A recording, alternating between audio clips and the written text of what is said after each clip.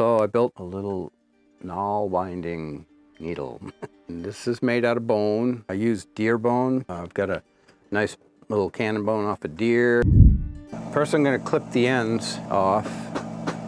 I will cut it a little longer than I need it because I'll use it for other things and it might want to be a little longer for those other things. Down in this part of the bone gets thin and it also has more of a spongy honeycomb business going on, and it's not, this end anyway, it's not much good. So I'm going to cut that off.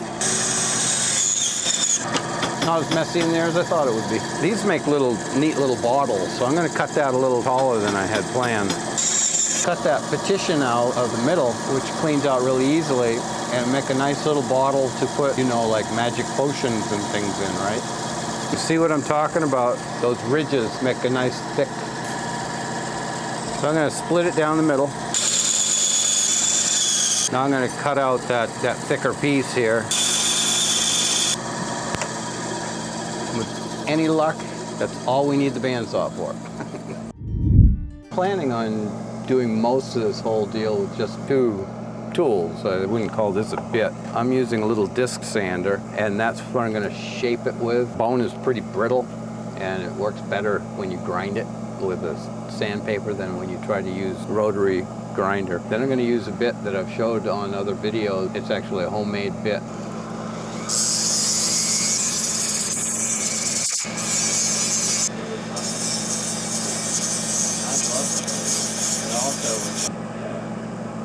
I think I'm going to clip this one off right about where my thumbnail is.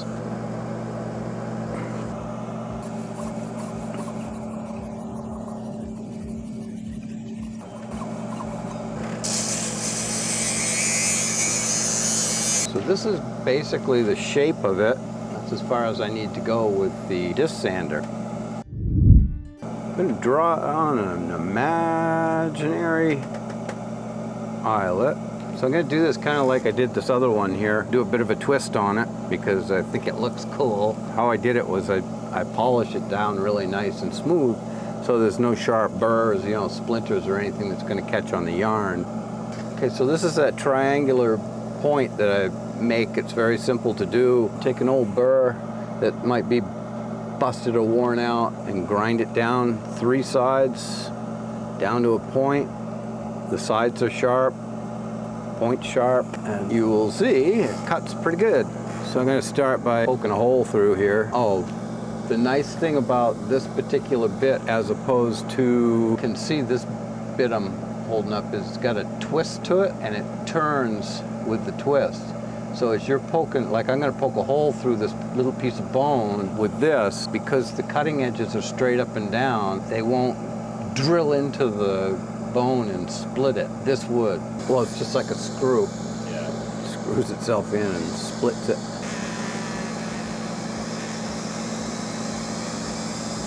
I've got the hole drilled, and now I'm going to elongate it. So I'm going to chase this one line down.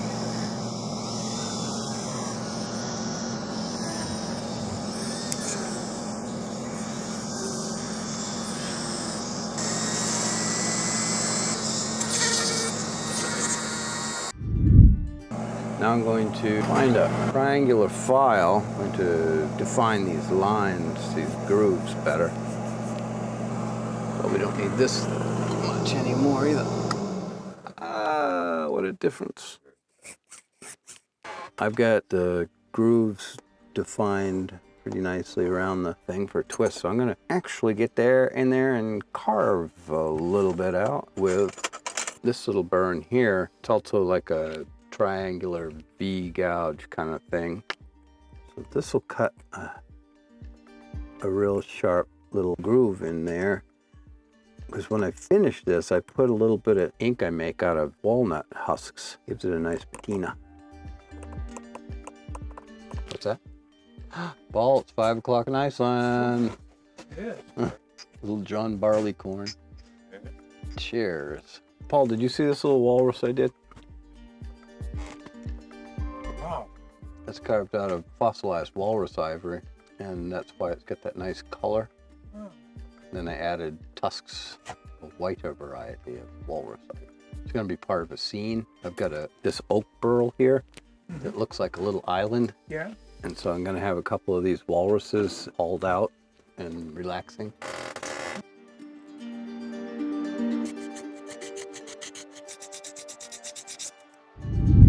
All right, I got it polished up pretty nice. We're going to put some stain in it. And this is a pigment that I make out of walnut husks. I use it a lot.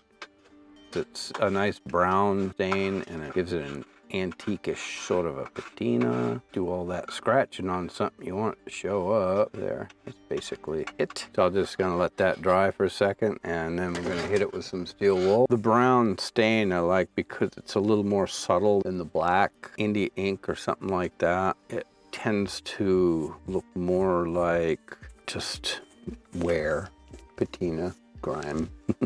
Thumb grease. Yeah, take the time to carve a twist into it like that, and that will show from a distance. I have a little piece of deer skin with some polishing compound on it. Hit it with after. There it is. Hoorah! I was talking with one of our tribe from over in Ireland. Angela McFadden was asking about Nalbinding. Nalbinding. And in New England we say Narbon. Yeah, dar.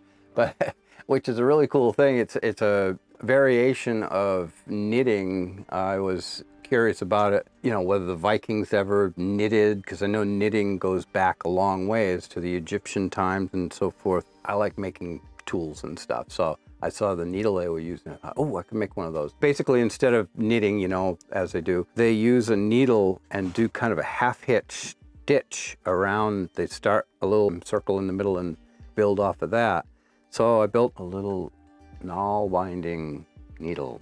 And this is made out of bone, and I made it so it's got a little twist to it, and then made a little figure 8 kind of deal. This is on the Viking apron dresses. They have these 2 brooches that hold the straps that come over your shoulder, and then generally between the 2 brooches they'll have a string of beads, and I thought, well, it'd be kind of cool to make something that could be strung on the string of beads and then attach your needle to, which could then be slipped off to be used for the Nalbinding, and then replaced back onto your, I think they call it a chatelaine or something to that effect, that was popular in the 18th century and probably a long time before that, where the ladies would have a little brooch and from chains they'd hang a little pair of scissors, a needle case, maybe a thimble, different things that would hang off of it. And this is kind of, I'm playing off of that same theory because, I mean,